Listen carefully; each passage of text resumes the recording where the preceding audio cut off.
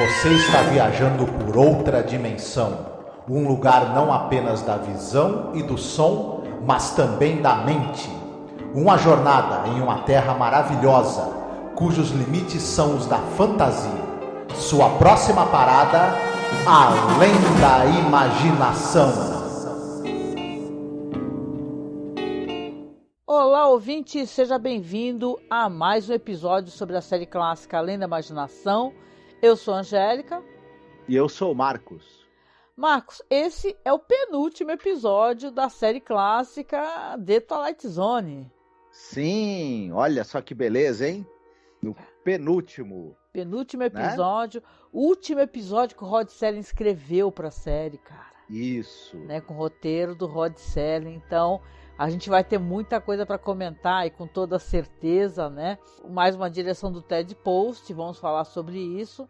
Claro, a gente tem muito o que falar, mas a gente vai dar uma reforçada, ainda mais que a gente está chegando aqui no final das gravações, né?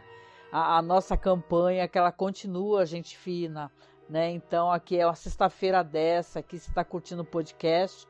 Então, a gente já fez o trampo, já pesquisamos, fizemos um programa legal, né? Fizemos muito mais do que isso, né? Eu ainda tenho que contabilizar quantos programas, né, Marcos, que a gente fez sobre Além da Imaginação, fora os programas sobre Rod Serling, os especiais, o especial que a gente fez maravilhoso sobre a Ida Lupino. Você tem que escutar, porque ficou muito bom esse especial que a gente fez. Então a gente precisa do seu apoio, né? É um trabalho que a gente quer recordar, claro, a gente faz com carinho, com amor, mas ele não é um trabalho remunerado, a gente não tem apoio para, sei lá, pagar a internet, pagar as contas para manutenção do site. Então o seu apoio é fundamental, tá? Se você tiver condições, eu estiver falando com você e você tenha condições, se você não tiver, você compartilha o programa, avalia nos aplicativos, essas maneiras todas nos ajudam muito. Mas se você puder nos ajudar financeiramente, nossa, isso é muito importante, porque isso vai fazer com que o nosso podcast consiga continuar, não somente esse programa, mas como outros programas derivados, né, de obras do Rod Serling. Ano que vem a gente quer falar sobre Galeria do Terror, né, e por aí vai. Então, vamos fazer assim, se você puder, nos apoie, tá? O nosso Pix é apoiomasmorra@gmail.com. Nós estamos nas plataformas do Padrim, onde você pode nos apoiar mensalmente, ou no Colabore Aí, ou também no Apoia-se, tá?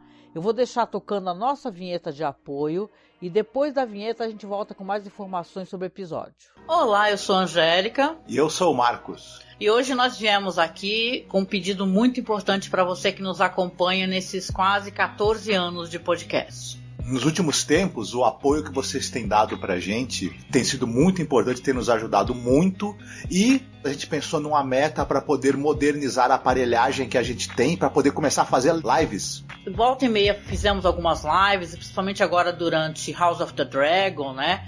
E quem nos acompanha sabe que nosso equipamento ele é muito rudimentar e dessa vez a gente quer tentar chegar numa meta aqui para poder pegar um bom notebook para que eu possa fazer as lives com o Marcos, fazer lives semanais, a gente gerar mais conteúdo, fazer mais coisas ao vivo, ter mais interação com os nossos ouvintes e espectadores. E óbvio, né, para você ter um notebook melhor, não é o computador positivo que eu tenho aqui na minha casa, é uma coisa mais cara, né? E detalhe, nem é um notebook de ponta, assim, o melhor notebook gamer, nada disso. É apenas um notebook onde eu possa fazer as lives, eu possa mostrar os vídeos, não travar, né, durante as lives. O ideal é que a gente tenha o dinheiro no local que não cobra a taxa, porque aí você estará ajudando a gente, né? E não enriquecer algum banco ou alguma, né, operadora. Na verdade, um computador melhor também vai agilizar a edição dos programas, né? Exatamente. Então, eu peço, o Marcos também aqui, que você nos apoie, tá? Como você pode apoiar? Você pode apoiar pelo Apoia-se, mas o Apoia-se tira uma cota, né? Tira um valor. Ou você pode apoiar via Pix também. Nos ajude a atingir essa meta. Tá certo? Então a gente deixa aqui um beijo muito gostoso, um abraço muito apertado. Fiquem todos muito bem, se cuidem. Marcos Noriega, esse episódio aqui é o The Fear, né? O medo, né? episódio 155 no geral da série e episódio 35 da quinta e última temporada de The Twilight Zone, né? É um episódio que não é um dos melhores da série, vamos colocar assim, né? E tal. A série já trabalhou essas temáticas que ele trata muito bem, né? Mas é como eu falei, né, Marcos? Marca aqui o último episódio que o Rod Serling escreveu, né? Exatamente. E a gente vai poder falar bastante sobre essa questão eu pelo menos tenho algumas coisas para falar especificamente sobre o roteiro do Serling nesse episódio. E, enfim, não sei se o que eu tenho para falar vai ser muito bom e tudo mais, né? Mas a gente precisa sempre salientar o fato de que o Serling foi um grande mestre do roteiro, um grande mestre da dramaturgia para a televisão. Ocorre que aqui, sobretudo nessa quinta temporada, ele estava, né? Em muitos momentos ele não estava no seu melhor, né? Não, e por uma série de razões. Vamos comentar que não é passando pano para quando algum roteiro do Rod Serling não dá certo. Ele estava sob um estresse e veja bem, no começo da temporada, muitos episódios atrás, ele já sabia que a série tinha sido cancelada, né? Então ele estava meio no piloto automático. A gente comenta que ele estava fazendo dupla jornada de trabalho, tripla, entendeu? Então esse final foi muito difícil para ele, né? Não que isso queira dizer que vamos perdoar aqui o Rod Serling, mas porra, ele morreu jovem, cara. Ele estava por um estresse absurdo, entendeu? A gente falou do episódio do Bradbury, né, que ele escreveu, que ele muita gente processando a Cayuga, falando que os episódios eram episódios feitos por eles, que o cara plagiou, entendeu? Por aí vai, entendeu? Esse final foi complicado, né? Eu entendo aqui o Rod Serling nesse final, a gente vai falar sobre isso no último programa, né, na live, ele querer passar a borracha e falar, eu quero começar uma coisa nova, sabe? Um começo fresco, uma coisa nova, diferente, né? Porque realmente foi muito difícil, né? Sim, tem todas essas razões pelas quais você citou muito bem, do porquê que tem horas aí que o Rod Serling dá umas derrapadas assim, terríveis. E no caso, por exemplo, a gente até citou, não querendo estender demais a conversa antes da gente começar, episódios dele que a gente não gostou por causa de um preconceito, digamos, de caráter machista ou de caráter do anticomunismo fanático da época, que o Rod Serling não era, digamos assim, impermeável a isso. É, né? Claro, ele era um homem da época dele, né? Isso. Mas no caso desse aqui especificamente, não é isso. Digamos assim, é uma ideia realmente meio zoada, assim. É outro problema, né? Mas a gente chega lá, né? Sim, sim. E aí, sobre elenco, direção, a gente acho que comentou um pouquinho, né? Você quer comentar um pouco sobre o diretor novamente? Ou já falamos o suficiente do Ted Post? Não, isso, vamos... dirigido pelo Ted Post. A gente pode citar, acho que é importante, que ele já dirigiu em Além da Imaginação, na primeira temporada, A World of Difference, né? E nessa temporada aqui ele dirigiu 2 outros, que são Probe Setting In and Out, Probe 7, né? E o Mr. Garrett, que nós falamos há pouco, inclusive. Mr. Garrett and the Graves. Né? Que é um episódio maravilhoso, assim, com um plot twist incrível. E já falamos que ele é o diretor daquele famoso filme do Clint Eastwood, Magnum 44, que é o do Dirty Harry, né? Sim. E enfim, todo mundo vai lembrar dele por causa desse filme, com certeza, né? Agora, dessa vez nós temos apenas 2 atores em cena. E um deles é o Peter Mark Hickman. Esse cara, ele tem uma carreira longa, quase 70 anos de atuação. E ele tem algumas poucas participações no cinema e uma longa carreira na televisão. No cinema é importante a gente lembrar que ele esteve no filme Friendly Persuasion, que é um filme do William Wyler, com o Gary Cooper. Olha. Um filme importante, um filme que se passa ali que tem a Guerra Civil de fundo, né? É uma família quaker que...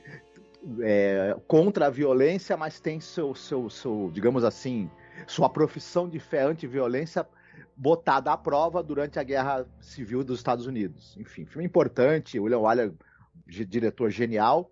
E ele também participa de um filme que é uma comédia romântica com a Sophia Loren e o Anthony Quinn, que é a Orquídea Negra. Enfim. Ah, legal, hein? Agora, na TV, que como eu te falei, ele tem poucas participações no cinema. Ele era um cara da TV mesmo. Ele tá em coisas como Playhouse 90. Ele tá em vários episódios do Hitchcock Apresenta, Alfred Hitchcock. Uhum. Ele tá em Playhouse 90, né? Mas ele tá em alguns episódios da série Quinta Dimensão. Agora, o papel mais importante da vida dele, pelo qual ele vai ser lembrado, que é um papel que ele é um grande marco da televisão. Ele era o faraó na série, o vilão faraó, na série da Mulher Elétrica e Garota Dínamo. Que beleza, hein? Pouca gente lembra dessa série, mas ela passou na televisão brasileira. É uma grande obra-prima da televisão, embora todo mundo negue isso, né? Mas quem viu sabe do que eu estou falando. E só para finalizar, para a gente falar dele, ele jamais, com uma certa idade, ele é um cara que foi meio que indo para séries de super-heróis. Sim. Ele tá na série do Monstro do Pântano, por exemplo, a série dos anos 90, que pouca gente viu, mas teve, viu? E ele fazia também dublagens nas séries animadas do Homem-Aranha, depois na série do Superman e na série do Batman. Olha, muito bom. Mas tudo isso empalidece perto da participação dele na série da Mulher Elétrica e da Garota Dínamo, tá? Só para deixar claro. Mas enfim, outra pessoa que tá em cena, e essa eu queria me estender só um tiquinho, é a Hazel Curti. Opa, rainha, né? Pô. Isso. Quem é do terror e quem gosta da Hammer ou dos filmes do Roger Corman já sabe quem é a Hazel Curti, com certeza. Se não sabe, deveria, né? Se gosta de terror, porque a mulher é a mulher, é tipo assim, é Queen of Horror mesmo. Isso. Ela está, por exemplo, no filme A Maldição de Frankenstein, de 57, que é um filme que ele basicamente ele pega toda aquela gramática do terror que existia até então, que era ditada pelos filmes da Universal. Ele passa uma borracha e começa de novo, né? É um negócio assim, é uma revolução junto com o Drácula do diretor Terence Fisher, né? E ela está nesse filme, ela tá no filmaço do Terence Fisher também, que é O Homem que Enganou a Morte. Olha, sim. Ela tá no Ataúde do Morto-Vivo do Fury, né? No Maravilhoso Corvo, que é uma das melhores versões da história do Edgar Allan Poe, que não tem nada a ver com a história do Edgar Allan Poe. Isso. Aí, quando a gente vai falar em Roger Corman, ela está em 3 filmes, né, da série do Roger Corman, que adaptam obras do Edgar Allan Poe. Ela está no Obsessão Macabra, que é o Enterrado Vivo, que tem o Ray Milland. Ela está, como você citou, no Corvo, que tem o Vincent Preço e o Peter Lorre, né? E está no Orgia da Morte, que é a Máscara da Morte Vermelha, onde tem também o Vincent Price. Enfim, só por isso aí, ela já estaria com o nome dela carimbado na história do cinema. Mas ela ainda achou tempo para participar de muitas dezenas de séries nos Estados Unidos. Entre elas, por exemplo, Bonanza, Hitchcock Apresenta, ela fez vários, viu? Fez, inclusive, uma curiosidade, essa questão, ela era casada com o diretor Don Taylor, né, que era o segundo marido dela, e ela conheceu o Rod Serling no set do Alfred Hitchcock Presents. Uhum. E aí o Rod Serling diz que tem carta do Rod Serling escrevendo pro irmão dele e falando, ele queria muito ter a Hazel Curti no algum trabalho com ele, sabe? Ele conseguiu, né? Isso, porque, é claro, ela já tinha feito esses filmes icônicos nos anos 50 e início dos anos 60, então ele viu, com certeza. E detalhe, esse episódio ele foi exibido em maio, não é? Uhum. Em junho desse mesmo ano iria estrear o filme Orgia da Morte, a Máscara da Morte Vermelha. Então ela estava ali na crista da onda, né, a Hazel Curti nessa época. Grande atriz, hein? E assim, falecida, né? Já faleceu, acho que faleceu em 2008, né? Mas ela escreveu a história do cinema, e não só no terror, porque ela tinha uns filmes no ar e tudo, assim, na carreira dela, antes de fazer filmes de terror, sabe? Então a mulher realmente tem uma atuação, eu acho que ela até tem uma atuação muito, muito forte, assim, pro episódio, que é tão mais ou menos, né? Ela faz ali o que enfim, ela tenta tirar um pouco leite de pedra aqui, né? Mas a gente vai chegar lá. Depois que a gente fizer a sinopse, a gente for falar mais detalhadamente, eu acho que tem uma coisa que atrapalhou um pouco os dois atores aí, mas a gente chega lá. Ah, legal. Poxa, mas é isso, né? Porque não tem poucos atores em cena, né? E tá um episódio com... Eu gosto muito, tem características de coisas que eu fico apreciando. Poucas pessoas em cena e tal, né? Mas eu gosto muito da Hazel Kurt, então... Ela faz aqui uma mulher que era uma mulher que teve um ataque nervoso, né? E tá no meio do mato. É isso aí. Então, vamos lá para a sinopse? Sim, hoje quem é? Hoje é você, pô. Muito bem, muito bem. Nossa história se passa em um local, eu não lembro se fala o nome do local, mas eu acho que não. É um local afastado, né? Já ali, meio que no meio do mato. E a gente tem essa personagem que é a Charlotte Scott. Ela está morando ali numa casa meio no local afastado da cidade porque ela está se recuperando de um colapso nervoso. Ocorre que ela vai receber a visita do oficial de polícia, que é o Robert Franklin, porque ela teria comentado mais cedo, quando ela foi fazer compras, que ela tinha visto luzes e sons muito estranhos ali nas redondezas. O policial, então, o Robert Franklin, que é vivido pelo Peter Mark Hickman, né? O ator, ele vai visitá-la. Essa nossa personagem é vivida pela Hazel Kurt, para saber que história é essa, né? De luzes e sons estranhos ali pela região.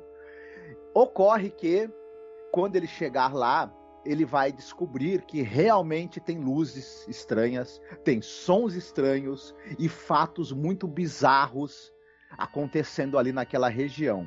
E que provavelmente esses fatos têm alcance até para ser um perigo para eles e para toda a raça humana. O que será que aconteceu ali? Detalhe, a nossa querida personagem, que é uma pessoa que está ali uma pessoa que teve um colapso nervoso, ela tem muito medo, ela está lá para se esconder, né, da agitação da grande cidade. Talvez ela tenha que mais do que nunca enfrentar os próprios medos dela. Então, esse episódio é isso, o medo, né? Quando eu vi esse título, né? Eu nunca tinha assistido, eu falei, caramba, será que é um episódio de terror, né? Falei, caraca, adoro episódio de terror. Mas o medo é que é o medo dela, né? E tal, é como a gente lida com medo. O episódio quer deixar uma mensagem aqui, né? Que tem uma frase muito famosa aí do Franklin D. Roosevelt, que ele fala que a única coisa que devemos temer é o próprio medo, né? Então aqui você tem um personagem que ele chega e diz que ela foi sei lá, no mercadinho, porque não foram entregar as coisas para ela. Ela foi lá e ficou batendo papo com ele e tal. Aí o cara perguntou, por que você falou sobre as luzes, né? Porque o cara do mercadinho avisou a polícia. Porque não tem nada, essa cidade é um tédio, não sei o quê, porque Nova York, bababá. Ela era editora de uma revista, né? Ela teve um ataque ali, ficou nervosa e tal, teve uma estafa e se mandou pro mato. Mas tu vai ver a cabana do mato dela cheio de tipo relógio gigante e uma decoração do caramba, né? Mas aqui a questão toda é que esse episódio aqui, ele é engraçado, já começa por aí. E a intenção dele não é ser engraçado, mas ele acaba sendo profundamente engraçado. Que primeiro que tem diálogos muito rebuscados, porque aqui a gente tem Rod Serling, né? E ele escreve muito bem. Então os diálogos são diálogos rebuscados, que citam Shakespeare, né? E ele demonstra para ela que ela é uma pessoa preconceituosa, que ela acha que todo mundo é caipira. Aí começa a citar Shakespeare, você fica até pensando para que lado que essa história tá indo exatamente, né? Aí quando o cara tá se preparando para ir embora, né, Marcos, uma luz, né? Um barulho alto assim, uma luz forte. e ele já sai com a arma na mão, né? Que porra, né? Já sai com a arma na mão e tal. Aliás, imagina os PM na época vendo o comportamento desse ator, porque ele, vários momentos, ele tá com a arma na mão de uma maneira mó aleatória, segurando assim, que pode disparar, né? A gente fica olhando. Esse personagem, né? Enfim, a primeira coisa que eu vou. Mas antes disso, a primeira coisa que começou a me tirar um pouco da história. Já começa assim, por exemplo, ela é uma pessoa que tá lá porque ela teve um ataque de pânico, teve um colapso nervoso. A gente deduz, ela não fala isso diretamente, que é um colapso nervoso que degringolou em ataques de pânico, porque ela fala que ela tem medo de tudo, né? Agorafóbica, né? Agorafobia. Isso. Sim. Então a gente deduz isso. Aí veja só, ela viu luzes e sons estranhos. E é uma pessoa que tá lá porque já estava querendo se esconder de todos os barulhos e sons e luzes da cidade, porque aquilo estava provocando ataques de medo, de pânico nela. Aí o que ela faz? Ela vai bater um papo alegremente sobre esses eventos estranhos com o cara da loja, que ela foi comprar as coisas. Em vez dela chamar as autoridades ou ela ter uma reação normal de alguém que realmente tá com medo de tudo. Exatamente. Aí o cara da loja, Dona Cotinha, que não mostra pra gente, vai lá e fala pra polícia. Aí chega o polícia, ela é toda sarcástica. Aí você fica, what? Né? Por que isso? Aí o polícia vai lá verificar porque veja bem, beleza, tá? Então eu vi uns sons, umas luzes. O cara não precisava ir na casa dela. Ele primeiro podia deduzir que ela viu qualquer coisa. Eu tenho mais o que fazer. Eu vou lá verificar alguém que falou que viu uma luz e viu um som. Dá licença, eu tenho crime para resolver aqui, tenho, né? Ele não, enfim, a gente fica se perguntando o que esse cara foi fazer lá realmente, né? Não, aí ele vai lá e fica... Eu acho que tem até uma certa tensão sexual, sabe? Ele dá umas olhadas. Tem alguém que tirou o print dele manjando a bunda dela, cara. E tal. Sério, então... tem um print no vlog que eu tava vendo do cara dando uma manjada na bunda dela, cara. Registraram isso. Então, assim, você vê aqui que o episódio aí fica naquele tralalá. E ele, depois eles acabam até se entendendo, porque... ela começa a conversar com ele, e no final de contas, quando ele vai ver ali a luz, né, ele vai lá fora para ver o que aconteceu, ele se surpreende, porque o carro tá virado, né, o carro tá virado, e tá uns barulhos e tudo. Tem um carro anda sozinho. O carro anda sozinho. O carro anda sozinho do nada, isso, a primeira vez que o carro anda sozinho. Depois, quando ele sai de novo, que tem uns barulhos, que ele até sobe no telhado com a arma na mão, segurando assim na escada, subindo no telhado, podia cair e disparar. O carro tá com umas putas digitais enormes assim, entendeu? Sacas gigantescas, como se tivesse uma mão gigante pego no carro, assim com a mão suja de branco. Isso. Aí eu te pergunto, não, isso tudo, olha, o negócio é tão difícil. Eu fico. Primeira coisa, né? Eles tiveram uma ideia que era que acho eu, duas pessoas ali, o cara vai lá verificar, eles não vão com a cara um do outro logo de cara, mas aos poucos o episódio iria tentando construir uma afinidade que ia se fazer entre eles e dando a entender que depois eles poderiam até ter um romance e que, enfim, né? Um interesse um pelo outro. Isso seria construído ao longo do episódio. Só que isso nunca funciona direito. Primeiro, os diálogos do Rod Serling, eles são empolados demais. Eles nunca soam naturais na voz desses dois personagens. Isso. Eles acabam atrapalhando essa dinâmica que deveria acontecer, da gente perceber que eles não foram com a cara um do outro no início, mas depois começam a simpatizar um com o outro. E isso nunca me desceu, assim, eu nunca consegui acreditar nisso. Os atores estão meio que tentando brigar com o fato dos diálogos serem muito empolados para colocar alguma verdade neles. Eu acho que mais ela, o Peter Mark Hickman, ele logo percebeu que não ia dar certo. Ele meio que abraçou a zoeira, né? Ele abraçou a zoeira. Ela ainda estava lá falando, vou arrancar alguma verdade desse personagem aqui, não vai, coitada. Ela tá super concentrada, ela tá atuando muito bem, assim, dentro do que ela consegue fazer, ela é uma ótima atriz, né? Ela tá atuando muito bem. O episódio, ele é uma tentativa, coisa que o Rod Serling já fez anteriormente, não tem problema fazer isso. Você reciclar um tema, né? Mas os temas que a série já abordou, a série já entregou pra gente The Invaders, né? Isso. A gente vai chegar nesse ponto, por que eu menciono aqui The Invaders. Ou então o outro que eu não gosto. Little People. Little People, The Fugitive, né? Então tem vários episódios que tem a questão do alienígena que são muito bem trabalhados, coisas que o Rod Serling adaptou de contos, ou então roteiros mesmo de outros, né, roteiristas, mas aqui é um episódio que ele acaba ficando hilário, entendeu? Porque as conclusões que eles vão chegando são maravilhosas. Quando ele vê o tamanho das digitais no carro, o carro virado assim com as digitais, né, ele fala, nossa, devem ser pessoas de pelo menos 150 metros de altura. Isso. O negócio já começa a ficar meio difícil, assim, porque olha só, essa imagem aí que ele vê, que é como se alguém tivesse segurado no carro e virado o carro. As raios das digitais é uma coisa que é tipo uma tinta branca que alguém fez, imprimiu ali, e você nunca consegue acreditar que aquilo foi a digital de alguém, nem que fosse realmente uma mão gigante. Como é que ele calcula o tamanho de quem é que tá 150 metros de altura? É difícil isso. Até porque... Ele é um péssimo CSI, hein, cara? Isso. E a gente precisa prestar atenção numa coisa, num detalhe importante. Ficou as digitais ali, né? Quando aparecer essa criatura, tem um detalhe, né? Você vai, não, mas tu tá indo pro final. Tudo isso, bem. Sim, mas depois eu vou chegar lá, nesse detalhe que eu olhei e falei, não dá, mas enfim. Tá. Aí ele vem, calcula esse tamanho que deve ser essa criatura, mas o interessante, Angélica, é que entre ele ver as luzes lá no céu, realmente, ver o barulho, ver o carro andando sozinho, virando, depois disso ele vai dormir lá, né? E eles dois vão dormir, porque eles...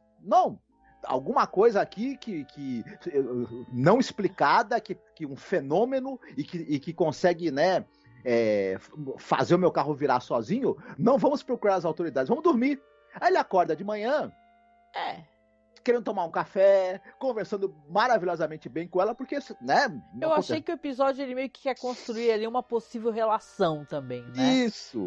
Que vai, quando acabar o episódio, de repente eles vão marcar um café, alguma coisa, né? Isso. Mas vamos entregar, cara, porque esse episódio ele não é tão bom assim pra gente poder segurar, né? Porque espero que a pessoa que tá acompanhando aqui o programa tenha assistido, gente, até porque a gente colocou no Telegram, tem no nosso canal do OK-Ru, a gente disponibilizou. Esse episódio aqui, né, pra contar o desfecho, é que nem você falou muito bem. O cara dorme, ela dorme no quarto, né? Ele dorme ali no sofá, é uma sala até muito confortável. E quando acorda, ela tá nervosa, ela tem esses cacuetes, né? Tem esse detalhe, a Rachel Curtis, ela fica mostrando ali que tá nervosa, bota a mão na boca, passa a mão na blusa, na colar e tal, tá nervosa. E aí, quando eles acordam, assim, ela fala, ai, meu Deus, ele fala, vamos lá fora observar. Ele vai lá fora dar uns rolé, né? Quando ele vai lá fora, ele começa a caminhar em torno, ela tá olhando ali da varanda, mas também ela fala para ele assim, olha, eu quero ir embora daqui, vamos embora daqui, né? Como você sugeriu. Ele falou, não, a gente tem que ver primeiramente o que é, que se é uma criatura de 150 metros, ela na verdade pode estar indo para qualquer lugar. Eu até pensei, isso aí não tem muita coerência, porque se é um monstro gigante de, sei lá, de 150 metros, você vai querer vazar mesmo, né? Isso. Não vai querer ficar investigar nada. Aí ela se desespera, né? E fala, eu vou embora de qualquer jeito e tal. Eles até encontram uma pegada gigante, tudo. Quando ela vê a pegada, ela até fica mais desesperada ainda. E fala, eu vou embora, você fica aí então que eu vou embora. E sai correndo, né? Só que ela sai correndo toda doida, cara. Ela sai correndo toda maluca. E pega, dá uns rolé, cai no chão, rola e o caraco. E numa dessas de rolar ela e sentar e olhar, aí tem uma figura assim que a gente vê assim de costas, assim, as pernas gigante, uma figura enorme, né? Que é uma figura, tá como se fosse aqueles astronautas, aquela roupa de astronauta, com um capacete gigante, com as olho, né? Com as duas anteninhas e o olho. Tem um olho só. Não, e detalhe, tá de luva, né? Tá de luva, meu Deus. Aí ela olha e fala, meu Deus. Aí ele chega lá, fala assim, eles ficam conversando pra caraca. A criatura tá lá parada, não faz absolutamente nada, mas tá olhando pra eles. Aí eles ficam, mas nós temos que fazer alguma coisa, e agora? O que será esse monstro terrível? Ah, meu Deus, ela grita, faça alguma coisa, e tem o maior tralalá. Ficam conversando ali, adoidado, coisa que seria eu, se eu vejo um monstro gigante, eu saio correndo, né, porra? Sim. Eu ia falar, malandro, deixa eu pegar. Eu sempre falei pra tu, né? Pô, se a pessoa tivesse uma bicicleta, né? Já tinha dado você notou pista. que eles desviraram o carro, né? Isso. O monstro desvirou o carro. Ele viu que tinha aquelas impressões digitais gigantes no carro, etc. Ele entrar no carro e ir embora com ela naquela hora, nem pensar, né? Não, ele achava que tinha que investigar mais alguma coisa, que na verdade a sociedade podia estar em perigo, eles tinham que investigar, chamar as autoridades, fazer alguma coisa e tal. E investigar de carro, não pode. Não, aí ele pega, bicho, e começa a dar tiro. Isso. Começa a dar tiro na criatura, né? Isso, a criatura que até então não fez nenhum movimento violento em relação a eles ela tem 150 metros, mas ela tá do lado de uma árvore que deve ter uns 8, 9 metros, né? Se ela tiver 8, 9 metros, né? Se ela tiver. Porque tem a questão da perspectiva que eles usam isso, né? Tem aquela sobreposição meio Chaves, né? Meio Chapolin. Uhum. Aí, assim, ele atira, atirando. Aí a criatura começa a murchar. Aí eu falei, caraca, que é isso? É o boneco do Moro, né? Era um boneco mamulengo. Mamulengo inflável? Sabe o que eu achei que ia acontecer? Sério. Quando a gente descobre que aquilo lá era um gigantesco boneco inflável, eu achei que ia aparecer o Ivolanda. Falando que era pegadinha do Silvio Santos. Não é possível. Eu falei, não, gente, não faça isso comigo. Se é pra ter qualquer plot twist, isso daí eu acho que meu mal cara. Porque você não espera, só que é um péssimo plot twist. Isso é só ridículo. Isso é só ridículo, mais nada. E piora, viu? Porque vai piorar. A criatura vai murchando, e eu já tava aqui em casa rachando. Eu não acredito, que absurdo isso. Aí eles saem debaixo daquele monte de tecido, né? E fala assim, quando eles saem, ele olha, meu Deus, o que era isso? Era um balão? Né? O que é isso? O que é isso? Aí, eles vão dar uns passinhos assim, daqui a pouco encontram o quê? Uma navezinha.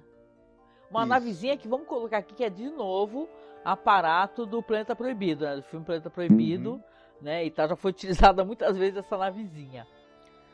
Aí eles olham assim pelo buraquinho e tem 2 alienígenas chipmunk, com voz de chipmunk, né, de Alvin e os Esquilos, falando aí, deu tudo errado o nosso plano, nós tentamos enganá-los, pintamos o carro, fizemos o balão, só que os humanos nos descobriram, vamos ter que voltar, bater em retirada. Cara, se é pra ter qualquer tensão, é uma parada muito hilária, Eu sei que as pessoas gostam, são icônicos, essa imagem da figura e tal é super reproduzida, ela é icônica, mas é um episódio hilário, ele tem muitos erros assim na maneira como eles fazem o episódio, como foi elaborado, sabe? É muito inverossímil. Porque, olha só, se a gente pensar, a ideia básica, ela é muito legal. A ideia de que você tá tendo uma invasão alienígena, né?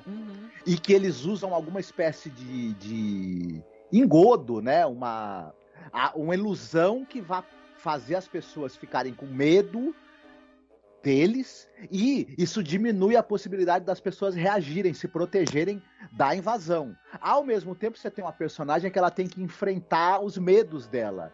E você fazer essa junção da humanidade tendo que enfrentar o medo que essa ilusão que os alienígenas estão plantando causa, ser uma metáfora para essa personagem que tem que enfrentar os próprios medos, até no papel isso tá, beleza, muito bom.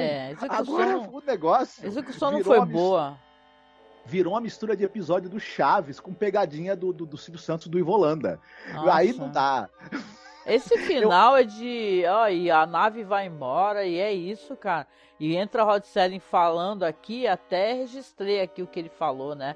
Ele fala uma coisa legal, ele fala o medo, claro, é extremamente relativo. Depende de quem pode olhar para baixo e de quem deve olhar para cima.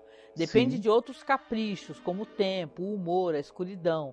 Mas já foi dito antes, com grande dignidade, e aí ele está mencionando o Roosevelt, né, que a pior coisa que existe para temer é o próprio medo.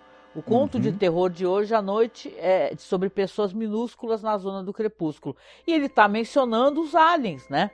Que a gente tem ali no The Invaders, que é um episódio, do caraco, com a Agnes Moorehead, né?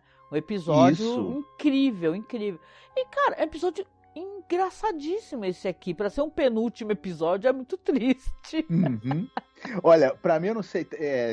você tava falando, aí eu tava lembrando também do momento, a hora que ele vai atirar... Porque o cara também, ele fica meio... O ator, ele fica tentando fazer o macho alfa, né? Na hora, eu lembro que ele chega pra ela, ele fala assim, fica atrás de mim, baby. Né? Depois da manjada que ele deu na bunda dela, hein, cara, isso aí ficou... Que eu vou enfrentar essa coisa gigante com isso aqui, que é o revólver, que ele fica o tempo todo com aquele revólver na mão, apontando pra nada, o episódio inteiro. É meio pênis dele, né? Os caras relacionam essa galera louca por arma, né? Que a gente de pau pequeno, né? Que meio que troca, né, o significado do próprio pênis, que não usa pra nada uma parte do tempo, pela arma. Então é meio assim. Mas assim, eu tô fazendo uma leitura feminista, né? Pra variar, pessoas me odeiam por causa disso. Mas o lance aqui que o cara, até que eu achei um episódio divertido, entendeu? Mas pra um episódio de uma série como essa, no nível assim, tipo assim, essa série, gente, é uma série que ela influenciou coisas demais. Cinema, TV, sabe? Ela formou uma geração de escritores, entendeu? Então ela tem uma importância imensa. Então a gente só fica triste, né, e lamenta, até sabendo a estafa do Rod Serling, em que situação mental que ele estava, né, de não ser um episódio excepcional, né, o penúltimo. Eu acho que ele falha em praticamente tudo que ele se propõe, menos em fazer a gente rir. Porque ele não funciona como episódio de invasão alienígena, ele não funciona como essa metáfora de você enfrentar os próprios medos, ele não funciona como duas pessoas que se aproximam, duas pessoas que não vão com a cara uma da outra, mas acabam se aproximando devido a um fato, né? Uma situação limite que elas acabam vivenciando juntas, ele não funciona basicamente. Não, e que diálogo que é aquele que eles têm no final? Quando os aliens vão embora. Talvez no próximo planeta que eles pousarem eles sejam gigantes. Porra, pra quê, cara? Eles estão torcendo pelos alienígenas? Eles ficam... É uma maneira de referenciar a própria série. Os outros episódios em que porque acabou virando uma coisa ao longo dos episódios que a série usa com essa coisa de pessoas gigantes e pessoas pequeninas, essa questão da relatividade, né? Gigante para um, não para outro. Já foi usado de maneira melhor, cara. Melhor. Little People é muito legal, entendeu? Aí pra mim, só ficou a pior a emenda que o soneto. Nesse caso. Episódio todo errado, assim, né? Todo errado. Mas tudo bem, né? Faz parte, né? Mas que poderia ter sido melhor. Agora, assim, se a gente for fazer uma temporada, porque muita coisa da série dos anos 80 foi reaproveitado aqui da série clássica. E tem episódios até que alguns não, com toda certeza. Mas alguns, a série dos anos 80 foi bem melhor. Ela pegou um roteiro da série clássica que não deu certo e melhorou a questão. Se não melhorou a questão de ser um episódio bonito, né? Porque, pelo amor de Deus, tem uma coisa que a série dos anos 80 não é elegante, né? Na maneira como filmam as coisas. Aquele enlatado televisivo americano, né? Mas você tem... Eu fico curiosa se foi adaptado de uma outra maneira. Eu não consegui levantar essa informação. Eu sei que a série influenciou muitas coisas em questões de alienígena e tal... Mas esse roteiro aqui, ele tem música legal, interessante, né? Uma trilha legal. O próprio cara mesmo, que morreu em 2021, né, Marcos? O ator, o Peter Mark Rickman, ele morreu em 2021, gente, olha lá, né? Não faz nem tanto tempo assim, né? Mas ele participou daquela série The Invaders, né? Então, né, é de se lamentar, mas tudo bem. É um episódio divertido que ele, com certeza, ele vale umas risadas, né? Esse final absurdo dele aí, né? Sim, sim. É isso, e aí, vamos lá para a parte de recomendações. O que você separou para recomendar hoje, Marcos? Olha, para recomendar, a gente citou aqui, ao longo quando fomos falar da Hazel Curti, e não dá para deixar de recomendar Principalmente para quem é fã de terror. Se você é fã de terror e você não assistiu, e dessa vez eu não vou recomendar um filme específico, procure aí, anote aí direitinho, Terence Fisher Hammer, e procura o que esse cara aprontou. Esse sujeito, ele basicamente, ele pegou e deu virou de cabeça para baixo o que era a maneira de fazer esse cinema de terror. E muito do que esse cara, ele, claro, e a produtora Hammer, as bases do que eles lançaram repercute até hoje. E também procure Roger Corman, principalmente as adaptações que o Roger Corman fez do Edgar Allan Poe, porque elas têm participação no roteiro do Charles Belmont e do Richard Matheson, que nós tanto comentamos aqui. Sim. Então, é difícil quem é fã de Além da Imaginação e não conheça tanto o trabalho do Terence Fisher na Hammer, quanto o trabalho do Roger Corman e do Charles Belmont e do Richard Matheson adaptando as obras do Edgar Allan Poe. Mas se você ainda não viu, procure que se você gosta de Além da Imaginação, você vai ter momentos maravilhosos. É uma recomendação que eu teria para dar. Não, é um presente, né? É tão legal, gente. É tão legal, sério, né? A gente não gosta, tipo assim, a gente não ama e adora à toa, né? Porque é muito bom, gente. As coisas que já fizeram de terror essa galera, sabe? Assim, é pra você ter mesmo na tua DVD-teca, Blu-ray-teca, né? Porque vale a pena assistir, reassistir, estudar, né? Existe uma elegância ali, é tão interessante, né? Gosto bastante também. E uma trecheira também, isso também deixa tudo muito divertido, né? A versão que ela trabalhou do Corvo, cara, com o Vincent Price, né? É uma coisa hilária, hilária. Escutem o podcast sobre esse filme. Porque a narração que eles fizeram das lutas, né? Que tem uma batalha de bruxos, né? Fazendo. Meu Deus do céu. É maravilhoso. Rolar de dar risada. É muito bom, gente. Legal, Marcos, muito bom. E você, o que você trouxe para recomendar pra gente? Olha, eu vou trazer uma parada que tem lá no canal, já que o tema aqui é o medo, né? E tal, eu vou pegar justamente uma série que referencia essa fala, né? Que o Rod Serling mencionou do Roosevelt, né? Que é a única coisa que devemos ter medo é o próprio medo, né? E tal. E tem aquela série Fear Itself, né? Que é uma série que ela é de 2008, né? Eu acho que ela não passou muito batida não, porque muita gente assistiu na TV. Eu lembro que passava, não sei se era no SBT e tal. O SBT passou umas séries legais, né? Night Visions, né, e sim. Tal. E eu lembro que Fear Itself tem muitos... É mesmo esquema de Masters of Horror, né? É outra cria do Mick Garris, não é? Isso, porque o Masters of Horror também é o Mick Garris fazendo aquela junção de muitos diretores de terror famosos, fantásticos, e cada um dirigindo uma história, né? E aqui em Fear Itself é a mesma coisa, né? Você tem aqui, saiu depois de Master of Horror, e tem muita gente legal aqui trabalhando. Tem o Stuart Gordon, Brad Anderson, John Landis, e por aí vai. Tem uma longa galeria de diretores e também de atores e atrizes. Por exemplo, você vai ver a Elizabeth Moss, que é famosíssima hoje em dia, né?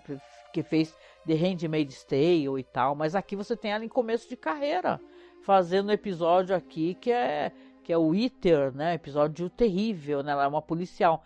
Então tem episódios muito divertidos. Claro que como é uma antologia, eu adoro antologias. Você assiste um episódio, não deu lá muito certo, são coisas fechadinhas, né? Histórias fechadas, mas aí o outro é super legal. Então eu lembro que, inclusive, tu vai lembrar também, que no Fear Itself tem um episódio fantástico, que é do Vendigo, né? Do cara que volta pra casa. E tu sabia que esse cara que faz o Vendigo, o pai, que volta da caça, né? E ele volta louco, tocado pelo Vendigo, é o Doug Jones, né? Aquele ator maravilhoso que a gente conhece de trocentos papéis, onde ele tá todo maquiado, né? E tal. Aqui ele tá fazendo um papel que ele não está maquiado, né? Então é uma série ótima. E tem eu coloquei todos os episódios lá no nosso canal do OK-Ru, tá? Então se você tá aqui no site, espero que você venha aqui pro site para navegar, é masmorracine.com.br, você vai ver assim, ó, Cineclube da Masmorra, assim, o banner amarelinho com um monte de fita de VHS, e tá lá embaixo, OK, que é o OK-Ru. Tu clica no banner, que aí você vai ver o que a gente tem lá. Você vai ver Masters of Horror, você vai ver Fear Itself, tudo legendado. Então dá uma acessada lá que vocês vão gostar, gente, é muito legal. Né? Eu sei que você gosta também, né, Marcos, do Fear Itself.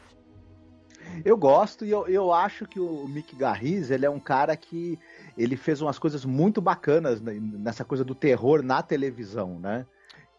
E acho também que ele acabou dando pontapé, porque hoje, depois dos projetos dele, ele também adaptou coisas do Stephen King, né? Nossa, sim. Que aí eu não acho nem que sejam tão boas assim, no caso, né? As produções dele adaptando o King. Mas, de qualquer maneira, eu acho que ele acabou ajudando a dar o pontapé para que hoje você tem bastante produções de horror na TV americana. Eu acho que um pouco se deve ao fato dele ter trazido um pouco esse gênero de volta para a TV. De maneira bem sucedida, né? O Mick Garris. Ele é um roteirista muito competente. Eu acho que ele é mais um roteirista legal, porque ele está inserido em coisas importantes. Pocos Pocos é dele, o roteiro. Né? O Sonâmbulos, ele dirige.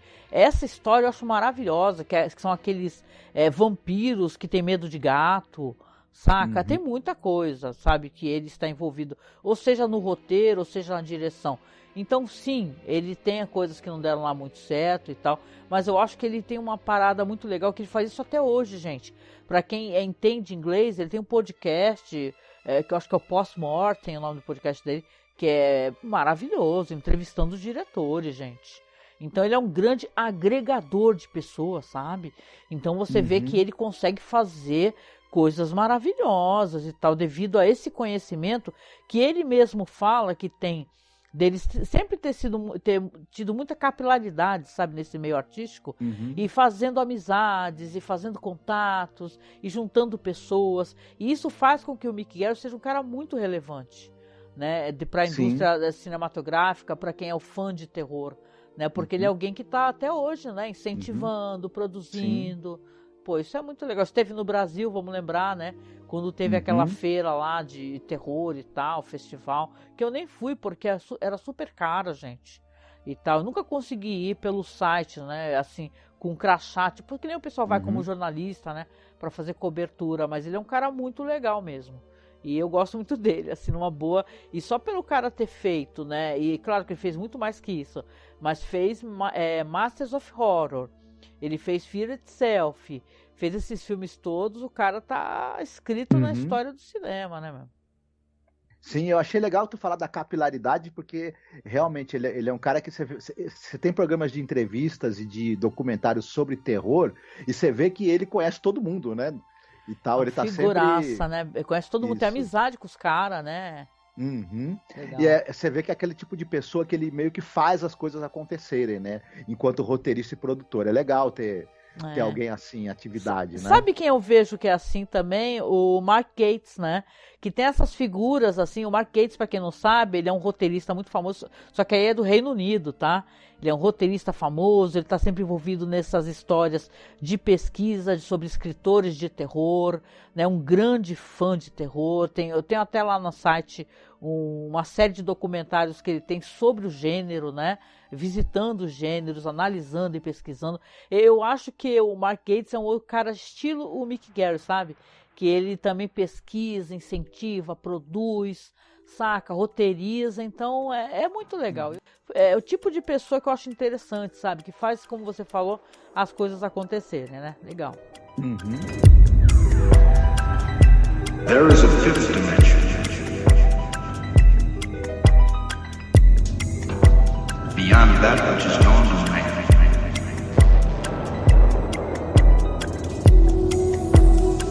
It is a dimension vast as space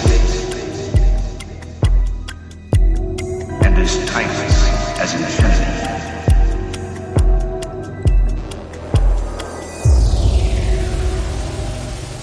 It is the middle ground between light and shadow. E é isso, né? Chegando no finalzinho aqui, sempre tem música, né, Marcos? Isso. Dessa vez sou eu que vou escolher a música pra vocês, né? E qual música que será? Fiquei pensando, que música que eu escolho, sabe? Chegando no final, assim, já escolhemos tantas coisas. Eu acho que a gente nunca tocou nada dele aqui. E eu acho que essa música tem tudo a ver, que o tema aqui é terror, medo, que inspira medo, né? Faz uma própria brincadeira com o gênero do cinema. E eu gosto dessa música, eu não falei o nome dela ainda, né?